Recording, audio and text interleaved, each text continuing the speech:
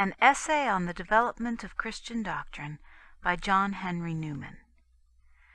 Chapter 2, Part 5. Section 3. The existing developments of doctrine, the probable fulfillment of that expectation. I have been arguing in respect to the revealed doctrine, given to us from above in Christianity, first, that in consequence of its intellectual character, and as passing through the minds of so many generations of men, and as applied by them to so many purposes, and as investigated so curiously as to its capabilities, implications, and bearings, it could not but grow or develop, as time went on, into a large theological system. Next, that if development must be, then, whereas revelation is a heavenly gift, he who gave it virtually has not given it, unless he has also secured it from perversion and corruption, in all such development as comes upon it by the necessity of its nature.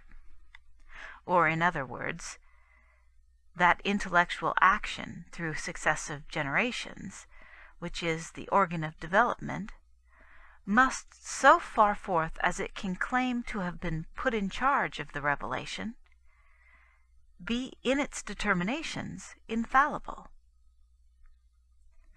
Passing from these 2 points, I come next to the question whether in the history of Christianity there is any fulfillment of such anticipation as I have insisted on, whether in matter-of-fact doctrines, rites, and usages have grown up round the Apostolic Creed and have interpenetrated its articles, claiming to be part of Christianity and looking like those additions which we are in search of. The answer is that such additions there are, and that they are found just where they might be expected, in the authoritative seats and homes of old tradition, the Latin and Greek churches. Let me enlarge on this point. I observe, then, that if the idea of Christianity, as originally given to us from heaven, cannot but contain much which will be only partially recognized by us as included in it, and only held by us unconsciously, and if again, Christianity being from heaven, all that is necessarily involved in it, and is evolved from it, is from heaven. And if, on the other hand, large accretions actually do exist, professing to be its true and legitimate results, our first impression naturally is that these must be the very developments which they profess to be. Moreover, the very scale on which they have been made, their high antiquity yet present promise, their gradual formation yet precision, their harmonious order, dispose the imagination most forcibly towards the belief that a teaching so consistent with itself, so well balanced, so young and so old, not obsolete after so many centuries, but vigorous and progressive still, is the very development contemplated in the divine scheme. These doctrines are members of one family, and suggestive or correlative or confirmatory or illustrative of each other. One furnishes evidence to another, and all to each of them. If this is proved, that becomes probable. If this and that are both probable, but for different reasons, each adds to the other its own probability. The Incarnation is the antecedent of the doctrine of mediation, and the archetype both of the sacramental principle and of the merits of saints. From the doctrine of mediation follow the atonement, the Mass, the merits of martyrs and saints, their invocation and cultus. From the sacramental principle come the sacraments properly so called, the unity of the Church, and the Holy See as its type and center, the authority of councils, the sanctity of rites, the veneration of holy places, shrines, images, vessels, furniture, and vestments. Of the sacraments, baptism is developed into confirmation on the one hand, into penance, purgatory, and indulgences on the other, and the Eucharist into the real presence, adoration of the host, resurrection of the body, and the virtue of relics. Again, the doctrine of the sacraments leads to the doctrine of justification, justification to that of original sin to the merit of celibacy. Nor do these separate developments stand independent of each other, but by cross relations they are connected, and grow together while they grow from one. The Mass and real presence are parts of one. The veneration of saints and their relics are parts of one. Their intercessory power and the purgatorial state, and again the Mass and that state, are correlative. Celibacy is the characteristic mark of monachism and of the priesthood. You must accept the whole or reject the whole. Attenuation does but enfeeble, and amputation mutilate. It is trifling to receive all, but something which is as integral as any other portion. And on the other hand, it is a solemn thing to accept any part. For before you know where you are, you may be carried on by a stern logical necessity to accept the whole. Next, we have to consider that from first to last, other developments are there none, except those which have possession of Christendom. None, that is, of prominence and permanence sufficient to deserve the name. In early times, the heretical doctrines were confessedly barren and short-lived, and could not stand their ground against Catholicism. As to the medieval period, I am not aware that the Greeks present more than a negative opposition to the Latins. And now, in like manner, the Tridentine Creed is met by no rival developments. There is no antagonist system. Criticisms, objections, protests there are in plenty, but little of positive teaching anywhere. Seldom an attempt on the part of any opposing school to master its own doctrines, to investigate their sense and bearing, to determine their relation to the decrees of Trent, and their distance from them.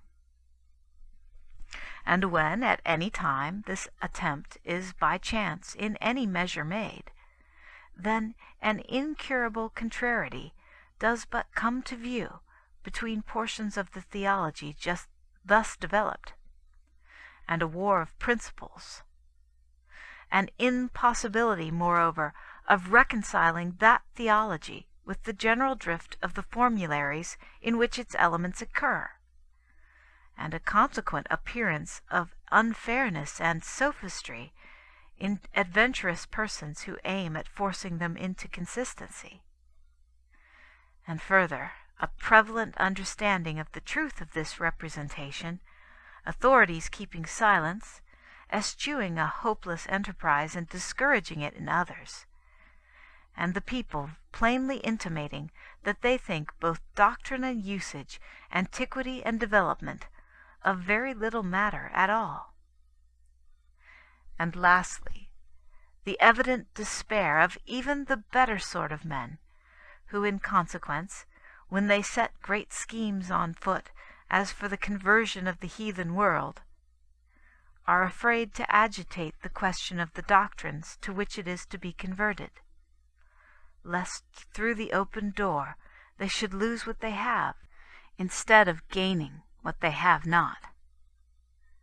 To the weight of recommendation which this contrast throws upon the developments commonly called Catholic, must be added the argument which arises from the coincidence of their consistency and permanence with their claim of an infallible sanction, a claim the existence of which, in some quarter or other of the divine dispensation, is, as we have already seen, antecedently probable. All these things being considered, I think few persons will deny the very strong presumption which exists, that if there must be, and are in fact, developments in Christianity, the doctrines propounded by the successive popes and councils through so many ages are they. A further presumption in behalf of these doctrines arises from the general opinion of the world about them. Christianity being one, all its doctrines are necessarily developments of one, and if so, are of necessity consistent with each other, or form a whole. Now the world fully enters into this view of those well-known developments which claim the name of Catholic. It allows them that title, it considers them to belong to one family, and refers them to one theological system. It is scarcely necessary to set about proving what is urged by their opponents even more strenuously than by their champions. Their opponents avow that they protest not against this doctrine or that, but against one and all, and they seem struck with wonder and perplexity, not to say with awe, at a consistency which they feel to be superhuman, though they would not allow it to be divine. The system is confessed on all hands to bear a character of integrity and indivisibility upon it, both at first view and on inspection. Hence such sayings as the Tota Jacet Babylon of the distich. Luther did but a part of the work, Calvin another portion, Socinus finished it. To take up with Luther and to reject Calvin and Socinus would be, according to that epigram, like living in a house without a roof to it. This, I say, no private judgment of this man or that, but the common opinion and experience of all countries. The two great divisions of religion feel it, Roman Catholic and Protestant, between whom the controversy lies. Skeptics and liberals, who are spectators of the conflict, feel it. Philosophers feel it. A school of divines there is, I grant, dear to memory, who have not felt it, and their exception will have its weight, till we reflect that the particular theology which they advocate has not the prescription of success, never has been realized in fact, or if realized for a moment, had no stay. Moreover, that when it has been enacted by human authority, it has scarcely traveled beyond the paper on which it was printed, or out of the legal forms in which it was embodied. But, putting the weight of these revered names at the highest, they do not constitute more than an exception to the general rule, such as is found in every subject that comes into discussion. And this general testimony to the oneness of Catholicism extends to its past teaching relatively to its present, as well as to the portions of its present teaching one with another. No one doubts, with such exception as has just been allowed, that the Roman Catholic communion of this day is the successor and representative of the medieval Church, or that the medieval Church is the legitimate heir of the Nicene. Even allowing that it is a question whether a line cannot be drawn between the Nicene Church and the Church which preceded it. On the whole, all parties will agree that of all existing systems, the present communion of Rome is the nearest approximation, in fact, to the Church of the Fathers, possible though some may think it, to be nearer still to that Church on paper.